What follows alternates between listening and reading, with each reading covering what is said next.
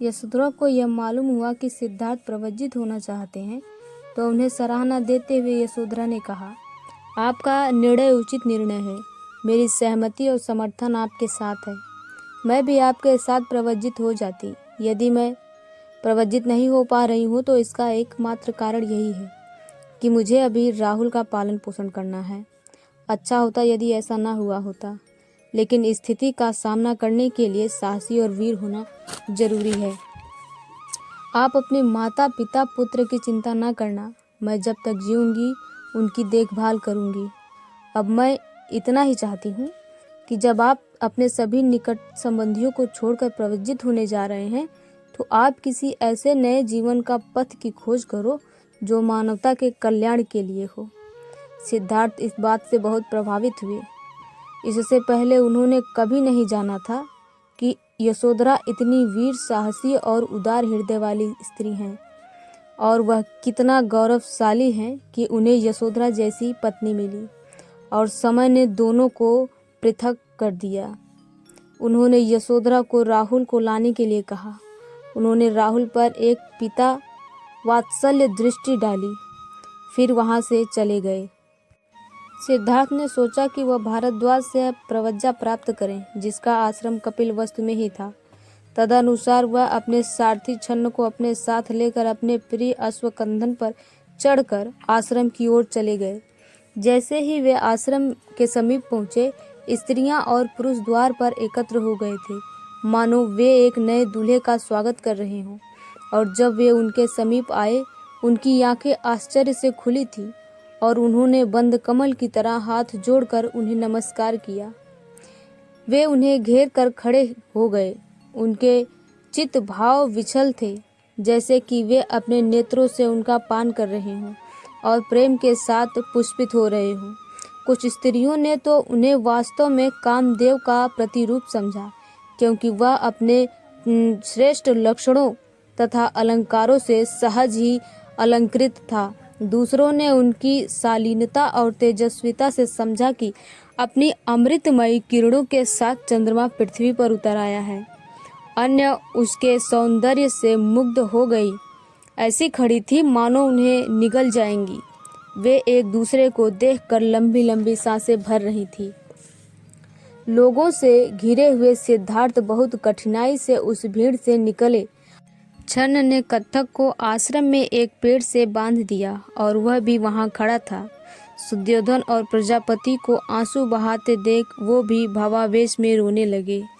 बड़ी कठिनाइयों से अपने माता पिता से स्वयं को अलग कर सिद्धार्थ वहां गए जहां छन्न खड़ा था। उन्होंने वापस घर ले जाने के लिए उसे अपने वस्त्र और गहने दे दिए। तब उन्होंने अपना सिर मुड़वाया, जैसे कि परिव्रजक के लिए आवश्यक था। उनका चचेरा भाई महानाम परिव्रजक के योग्य वस्त्र और भिक्षा पात्र ले आया था। सिद्धार्थ ने उन्हें पहन लिया। इस प्रकार परिव्रजक जीवन में प्रवेश करने के लिए तैयार होकर सिद्धार्थ भारद्वाज के पास गए।